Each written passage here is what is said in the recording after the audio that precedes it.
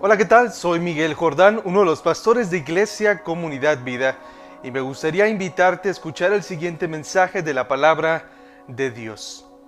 Quisiera que fuéramos juntos a la segunda carta que escribió el apóstol Juan. Así que vamos casi al final de las Escrituras, casi al final del Nuevo Testamento, y vamos a visitar esta carta. Realmente solo tiene un capítulo, por así decirlo, y este capítulo contiene 13 versos. En esta ocasión quisiera leerte solo de los versos del 1 al 3. Segunda de Juan, versos del 1 al 3 dice: El anciano a la señora escogida y a sus hijos, a quienes amo en verdad. Y no solo yo, sino también todos los que conocen la verdad, a causa de la verdad que permanece en nosotros y que estará con nosotros para siempre. La gracia, la misericordia y la paz estarán con nosotros de Dios el Padre y de Jesucristo, Hijo del Padre en verdad y amor. Oremos. Jesús, te damos gracias por tu palabra. Gracias por la paz, la misericordia, por el amor. Y te pido para que podamos entrar a este pasaje y entender eso que tú quieres que nosotros tengamos, no solo en nuestra cabeza, sino en nuestro corazón y también en nuestras manos. Ayúdanos a entender esta carta, este mensaje, y Señor, comprender este amor verdadero. En Jesús te lo pido. Amén. Si somos realmente honestos, debemos admitir que la única razón por la que confiadamente decimos y creemos que el apóstol Juan es el autor de esta carta, que acabo de leerte una porción, es solo porque así la encontramos titulada en nuestras Biblias. Si revisas tu Biblia, te encontrarás con que el título dice segunda carta o segunda epístola del apóstol Juan, u otras versiones dicen apóstol San Juan. Y esto es así porque así lo entendieron estas personas. Sin embargo, si leemos el mensaje, si leemos toda esta carta, nos daremos cuenta que el apóstol no menciona a nadie por nombre, ni siquiera a él mismo. Solo, con excepción, al Señor Jesucristo.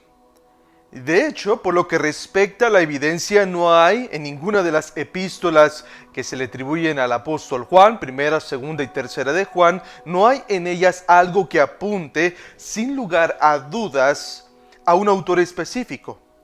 Todos los argumentos para llegar a esta conclusión respecto a su autoría, es decir, quién las escribió, se basan en un análisis entre la relación de estas tres cartas y el Evangelio de Juan. Y el método empleado por aquellos que determinaron con seguridad que estas epístolas eran de la autoría del apóstol Juan, fue tomar la primera de estas cartas y analizar su relación con el cuarto evangelio. Y la verdad es que cuando se analizó bastó una sola lectura comparativa superficial para encontrar muchas y sorprendentes similitudes entre ambos documentos. Para comenzar, el orden y la relación de palabras en las oraciones. ¿Cómo escriben tanto el autor del Evangelio como el autor de la primera de estas cartas? También comparten mucho los temas que abordan, pero sobre todo el vocabulario que contienen una y otra. Son realmente muy similares y en cantidades incluso muy parecidas. Así que una vez comprobada la autoría de la primera de estas tres epístolas, una vez comprobada la autoría de estas tres epístolas, basta compararlas unas con otras. Una vez que hemos sabido que la primera carta de Juan realmente fue escrita por él, debido a la comparación que hicimos con el Evangelio, ahora nosotros tenemos que comparar las dos restantes con esta primera para saber si realmente el apóstol Juan la escribió. Y en nuestro caso, vamos a comparar la segunda con la primera. Hay semejanzas entre la primera y la segunda carta de Juan. Una vez más, el estilo, el vocabulario y los conceptos principales que se repiten. Aunque el volumen de las dos cartas es muy diferente, la segunda, con menos de 300 palabras, ocupaba seguramente una sola hoja de papiro. Y en ella se puede observar que 8 de los 13 versículos de esta carta, de la cual acabo de leerte un poco al inicio, 8 de los 13 versículos de esta segunda carta se hallan también en la primera en cuanto a esencia, o incluso en una forma literal. Así que estamos leyendo de alguna forma, de alguna manera, otra vez Primera de Juan en Segunda de Juan. Compara, por ejemplo, el empleo del mismo vocabulario, el concepto de permanecer, andando en, nuevo mandamiento, desde el principio, salido al mundo, engañadores, venido en carne, anticristo, gozo completo. Solo por mencionar algunos de los conceptos que se comparten entre la primera y la segunda carta que se le atribuyen al apóstol Juan. Pero, sin lugar a dudas, las palabras más distintivas que comparten en notable abundancia ambos documentos son verdad y amor. Verdad y amor. Es decir, una de las razones más profundas, una de las razones más claras por las cuales sabemos que Juan es el autor tanto de la primera como de la segunda carta que se le atribuye, es por el uso abundante y repetido de los conceptos verdad y amor. La palabra verdad, el concepto de verdad, aparece 5 veces en esta carta. Por su parte, el concepto de amor aparece 4 veces. Y ambos términos, hablando en general del Nuevo Testamento, son indiscutiblemente juaninos. Déjame darte algunas cifras. De las 163 ocasiones en que la palabra verdad se usa en el Nuevo Testamento, 84 ocurren en el Evangelio, las 3 epístolas y el Apocalipsis que se atribuyen a Juan. Y en cuanto a la palabra amor, el apóstol la utiliza más del doble que el resto de los autores del Nuevo Testamento. Esa es la razón por la cual se ganó el título del apóstol del amor. Y aquí, en su breve segunda epístola, ofrece una prueba vívida de cuán bien equilibró las virtudes gemelas de la verdad y el amor. En esta carta que vamos a comenzar a estudiar en esta nueva serie de mensajes, nos daremos cuenta de cómo el apóstol Juan, de manera perfecta, equilibra la verdad y el amor. Estos dos conceptos, estas dos verdades, estas dos virtudes que realmente los creyentes necesitan tener, que son distintivamente cristianas. La idea central de esta epístola se encuentra en una declaración singular en el verso 1. En el verso 1 encontramos la siguiente frase: a quienes amo en verdad. Es decir, a quienes amo en realidad, no en mera apariencia.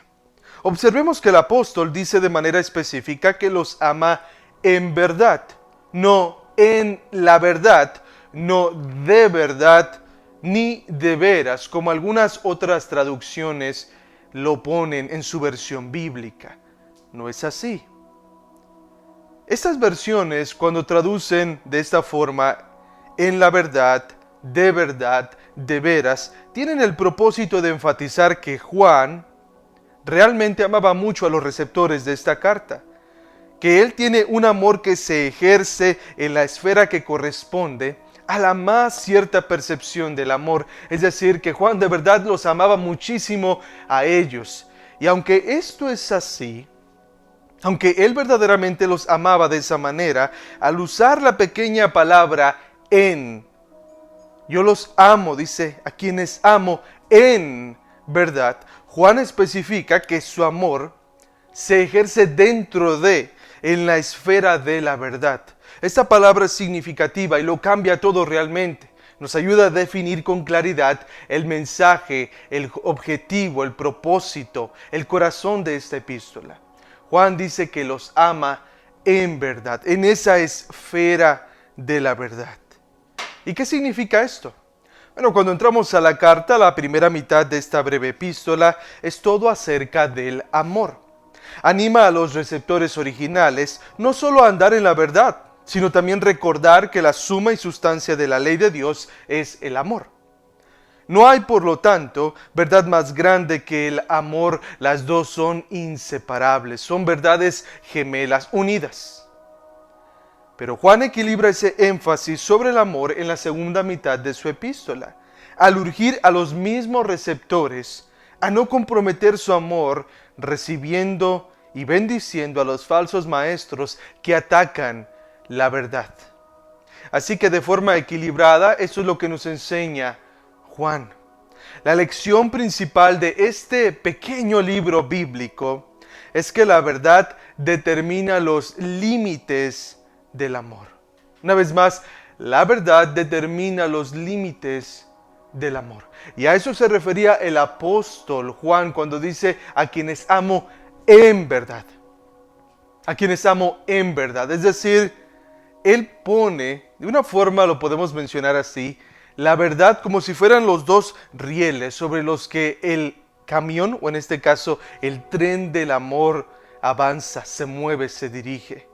Juan está diciendo en este caso, aunque no es la única forma de verlo, pero está diciendo en este caso muy específico que la verdad es la que determina cómo debe de avanzar el amor. La verdad siempre debe guiar el ejercicio del amor. En otra carta, el apóstol Pablo dice que debemos de hablar la verdad en amor. Ahí el amor es la que determina cómo hablar esa verdad. Pero aquí Juan lo ve desde la otra perspectiva.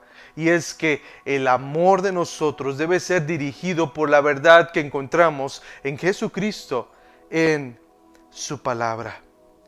Y debido a todo lo anteriormente dicho y explicado, decidí titular esta nueva serie de mensajes basada en esta segunda epístola del apóstol Juan de la siguiente manera: Amor en verdad.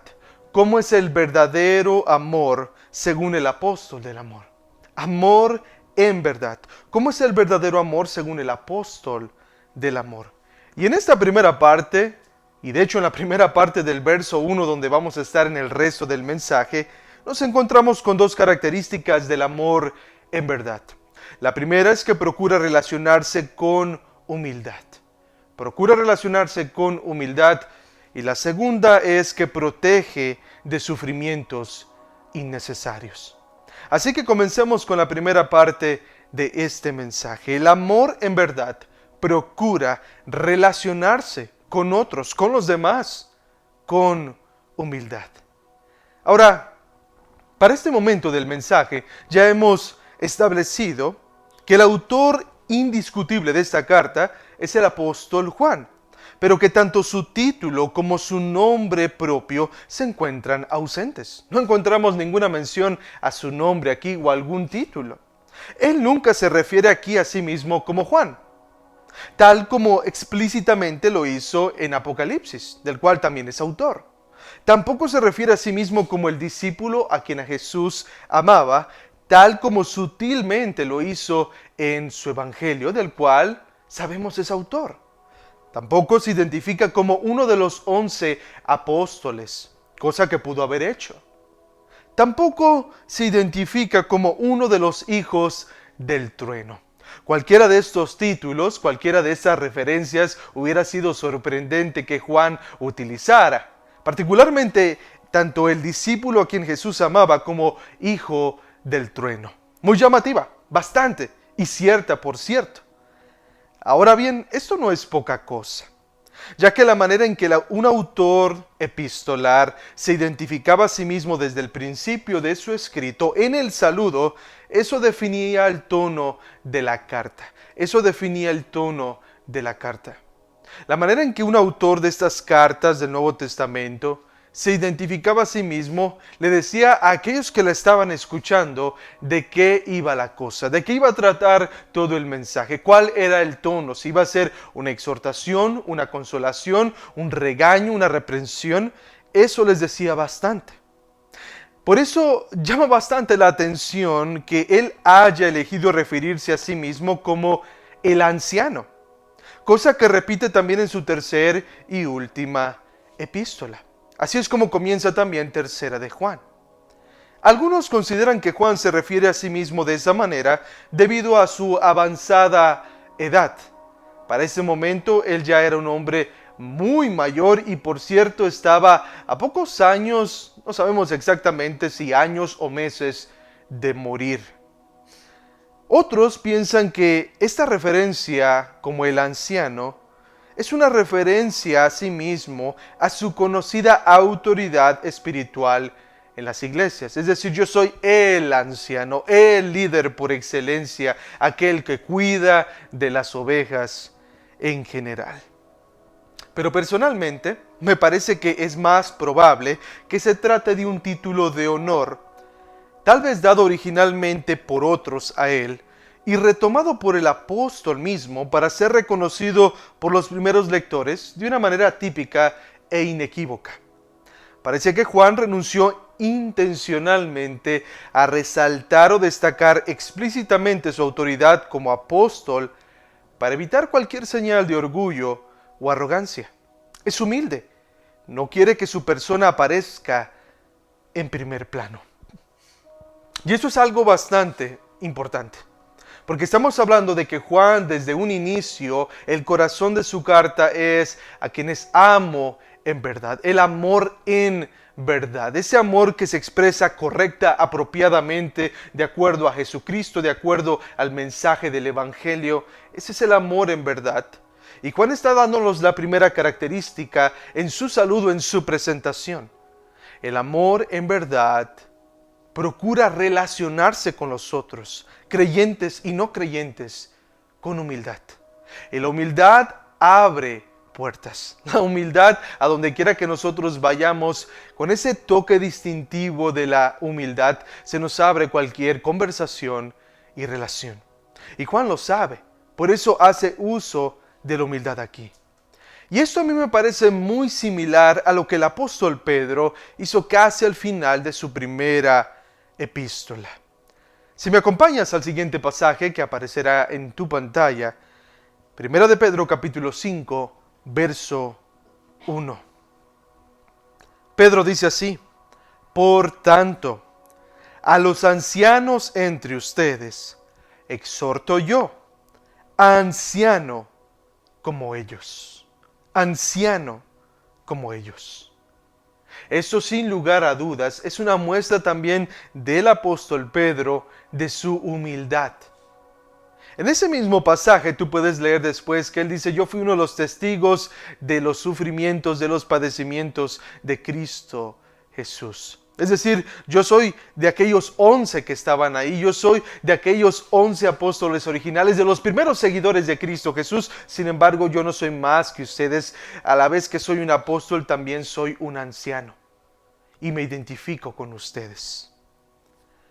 Sin embargo, si vamos a buscar ejemplos o ilustraciones clásicas, bien conocidas y bien claras acerca de lo que es el amor humilde, a la humildad del amor, eso lo encontramos precisamente en el Evangelio de Juan, capítulo 13. Jesús y sus discípulos iban a cenar juntos. Esa es la historia. Los discípulos estaban discutiendo cuál de ellos era el mayor. Ese es el contexto. Ellos estaban preguntando si quién era el más importante, quién es el que valía más. Y en aquellos días las personas comían en una posición reclinada, básicamente casi acostados. Lo que quiere decir que la cabeza de una persona solía estar a unos 20 centímetros para hacer una medida aproximada de los pies del otro. Así que era una cortesía común en aquella época, en aquellos lugares, lavar los pies de los participantes antes de disponerse a comer. Y al parecer en aquella ocasión no había ningún criado para lavar los pies de Jesús y sus discípulos. Y como venían discutiendo quién de ellos era el más importante, suponemos que ninguno se ofreció para aquella humilde y hasta cierto punto humillante tarea. Algunos han dicho que esta tarea de lavar los pies era reservada para tal vez el más vil, o era aquel que realizaba esta tarea de lavar los pies era considerado como el más vil, el más bajo de todos los sirvientes, de todos los esclavos de una casa. Sin embargo, Jesús se quitó su túnica, se puso una toalla alrededor de su cintura y les lavó los pies a los discípulos. Cuando terminó les dijo lo siguiente en los versos 13 al 15 de Juan 13. Ustedes me llaman maestro y señor y tienen razón, porque lo soy. Pues si yo, Pues si yo, el Señor y el Maestro, les lavé los pies, ustedes también deben lavarse los pies unos a otros, porque les he dado ejemplo para que como yo les he hecho, también ustedes lo hagan. ¿Por qué demostró Él su amor por ellos? ¿Por qué Jesús hizo esto? ¿Qué lo motivó a hacerlo? Bueno, déjame decirte primero lo que no lo motivó a hacerlo. Y no fue por una vinculación emocional, pues probablemente lo único que sentía en ese momento era disgusto, debido al egoísmo y el orgullo de los discípulos, lo que venían diciendo, y después que ninguno de ellos se dispuso a hacer esa tarea que era tan importante para celebrar esa última Pascua y la primera cena del Señor. Él les mostró amor atendiendo a sus necesidades. De la misma manera, nosotros estamos llamados a satisfacer las necesidades de otros. No se trata de dónde estamos nosotros, de quiénes somos nosotros, sino de los demás. Ese siempre es el objetivo del amor. Entonces, ¿por qué Él demostró su amor por ellos? Bueno, porque el amor, Jesús, quien era la vida, la verdad, el amor, el camino. Jesús sabía que el amor no es una mera emoción que se desata espontáneamente en nuestros corazones, sino un principio por el cual vivimos deliberadamente. Jesús sabía que el amor no se trataba con lo que nosotros queremos, se trata con lo que nosotros debemos hacer. Por supuesto, la meta, el objetivo es que todos lleguemos a querer realmente amar y a tratar a los demás con respeto, con amor, de una forma humilde, acercarnos a ellos. Pero Jesús sabía que a pesar de que ellos estaban hablando quién era el más importante, a pesar de que ellos en alguna forma no merecían que Él les tratara de esta manera, que Él les mostrara su amor humilde de esta manera, Él lo hizo porque sabe que el amor vive de esta forma. Así que según vemos desde el principio de esta epístola, el anciano siguió el ejemplo de su Maestro y Señor Jesucristo. Procuró relacionarse con quienes ama en verdad según lo necesitaban. La autorreferencia, el anciano, revela que es una carta personal que refleja el afecto que Juan sentía por estos creyentes y su profundo interés por el bienestar de ellos. De todos los títulos que él podía haber escogido, apóstol, aquel discípulo a que Jesús amaba, aquel hijo del trueno, etcétera, etcétera, él decide hablarles como anciano, humildemente. Y de esta manera pasamos a la segunda característica del amor en verdad, y es que protege de sufrimientos innecesarios. El amor en verdad, el amor conducido, dirigido, impulsado por la verdad, protege de sufrimientos innecesarios. Alguien dijo en cierta ocasión que Dios tuvo un hijo sin pecado, pero que no tuvo ni tendrá ningún hijo sin cruz, sin sufrimiento. O en palabras del sufriente por excelencia, Job, como nos dice Job capítulo 5, verso 7, el cual aparecerá en tu pantalla, dice así, Job 5:7. El hombre nace para la aflicción, como las chispas vuelan hacia arriba. El hombre nace para la aflicción, como las chispas vuelan hacia arriba. En otras palabras, es algo inevitable. Experimentar el sufrimiento es inevitable, nos está diciendo Job. Es algo natural incluso. Sin embargo, esto no quiere decir que inevitablemente todos sufriremos toda la gama de sufrimientos posibles. El hecho de que todos vayamos a sufrir no quiere decir que tengamos que sufrir todo lo que todos sufren o todo el tipo de sufrimientos. No. Hay sufrimientos que pueden, y en consecuencia, deberían ser evitados. Y el amor en verdad se caracteriza por proteger a otros de sufrirlos. Y eso es lo que el apóstol Juan nos enseña a continuación. Fíjate igual en el verso 1, la descripción de los destinatarios de la epístola como a la señora elegida y a sus hijos es probablemente el mayor reto de interpretación que esta pequeña carta nos presenta, en especial la designación a la señora escogida.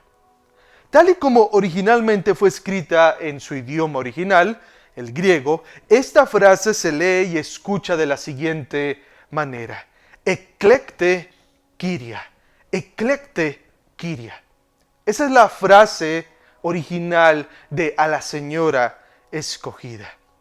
Y algunos creen que este es un nombre personal de una mujer junto con un título.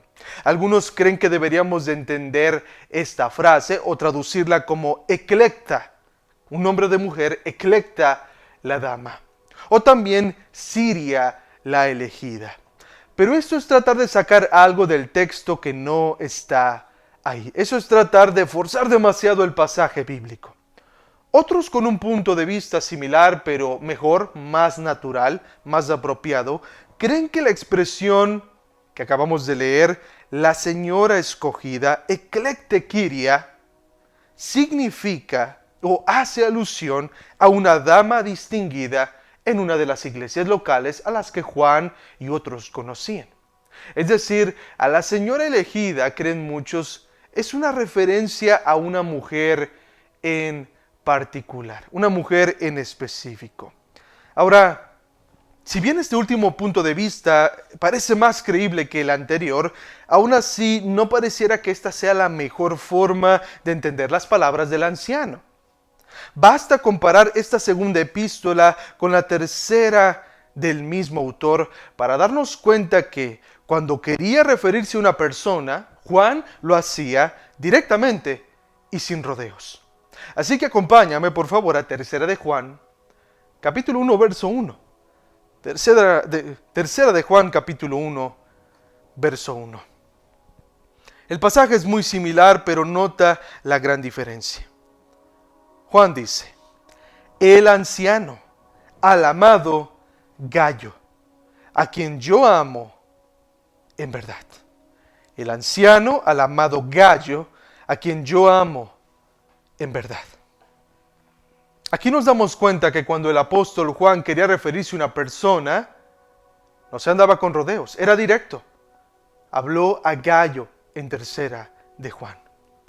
Así que habiendo entendido esto, entonces ¿a quién se está refiriendo el apóstol Juan cuando dice a la señora escogida?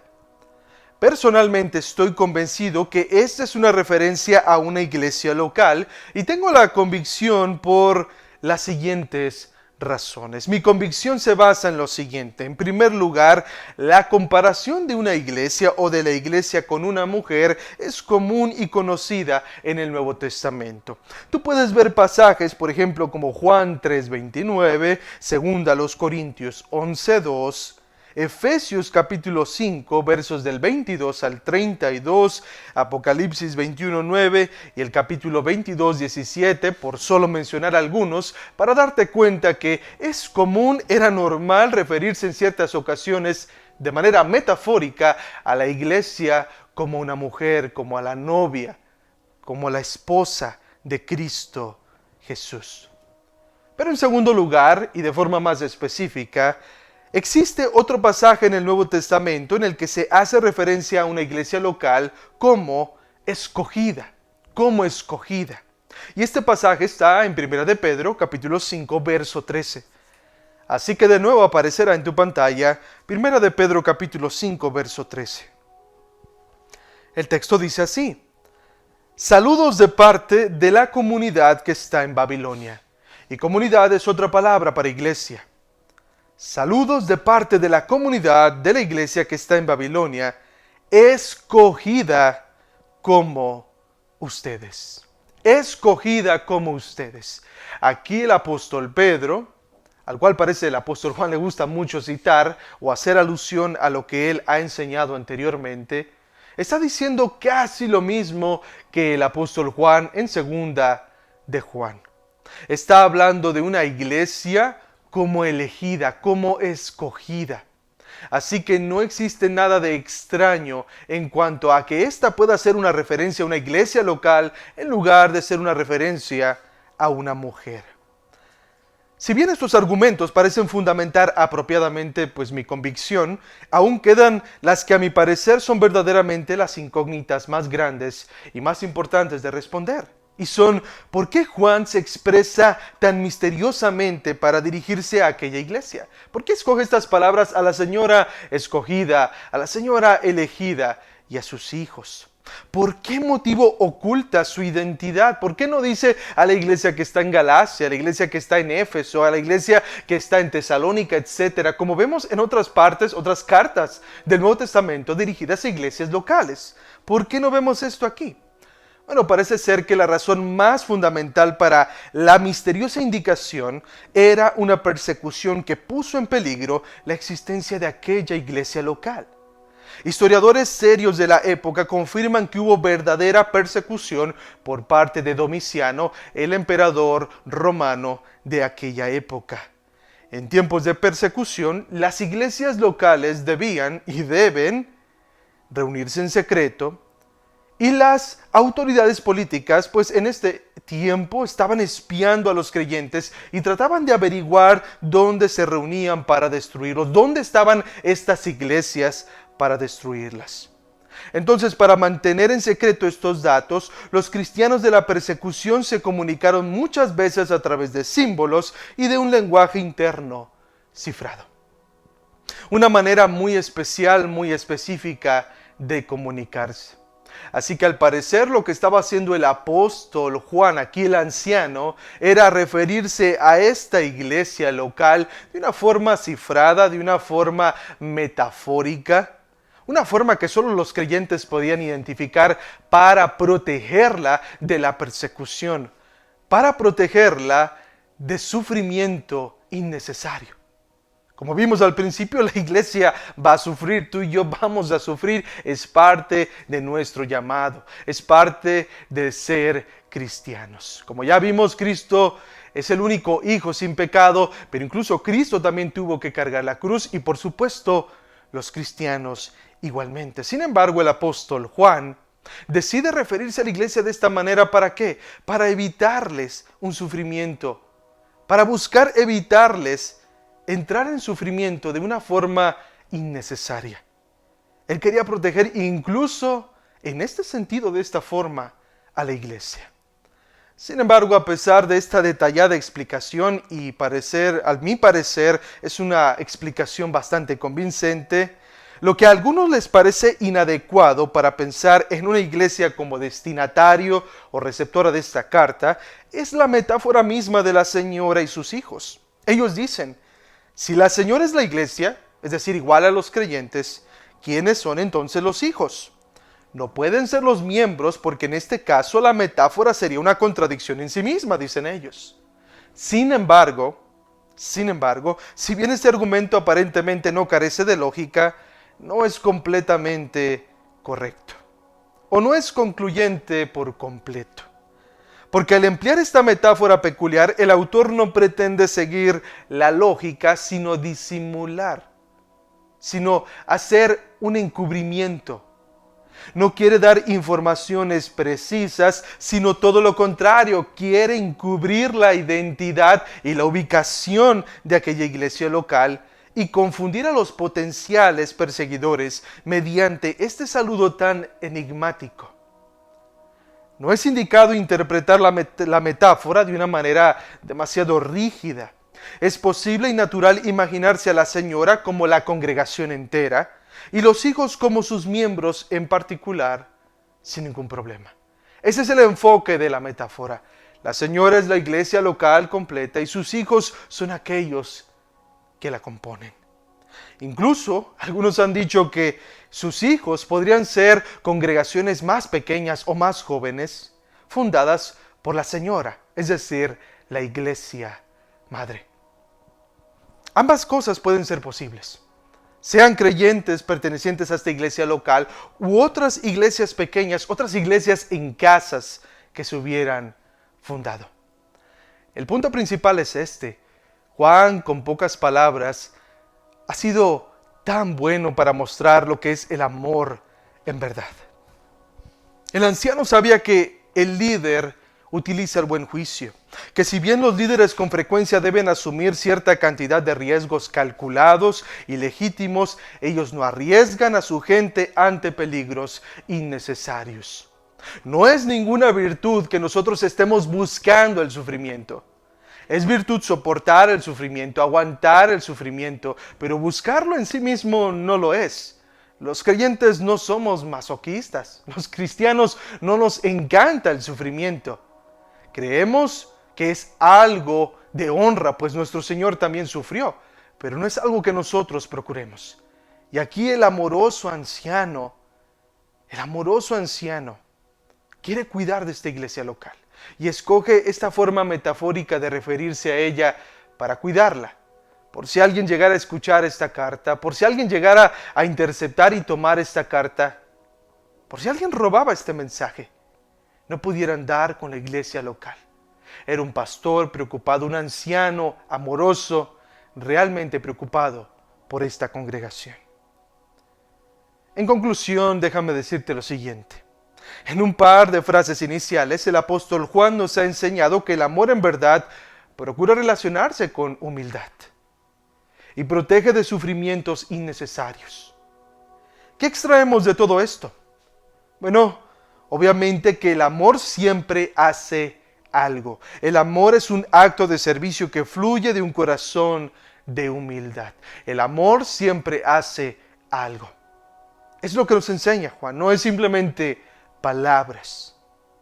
Pero sobre todo y de forma más directa, lo que nos enseña esto que acabamos de entender juntos es que el amor en verdad siempre hace algo práctico y en específico. Como lo dijo en su primera carta, no basta con decir yo amo a Dios. El apóstol también dice, el que ama a Dios, ame también a su hermano. Y en este caso, a la señora escogida y a sus hijos. Ese es el llamado del apóstol Juan. Esa es la primera parte de nuestra serie de amor en verdad. Y estamos conociendo el amor verdadero. ¿Cómo es este amor verdadero? Según el apóstol del amor mismo nos enseña. Así que te animo para que te examines con cuánta humildad te conduces y también qué tanto buscas proteger a los demás. ¿Eres una piedra de tropiezo o eres, como dijo el apóstol Pedro, una de esas piedras preciosas que pertenecen al edificio que está alrededor de la piedra angular que es en Cristo Jesús? ¿Edificas o derribas? ¿Es tu amor según tu verdadero o es un amor realmente en verdad? Jesús, gracias. Gracias porque tu discípulo amado escribió esta carta. Y apenas vamos entrando a ella. Tan solo las primeras palabras y de pronto ya vemos la profundidad, la riqueza del amor. Y cómo el apóstol Juan, por algo se le llamaba el apóstol del amor. Porque no solamente, como dice él, amaba de palabras, sino de hecho y en verdad. Ayúdanos a ser como él, porque él era como tú, Señor. Me dice el mensaje, Señor, y ayúdanos a andar en humildad y procurando evitar más sufrimiento del que esta vida, este mundo, ya nos da. Eso es el amor en verdad. En Jesucristo te lo pido. Amén.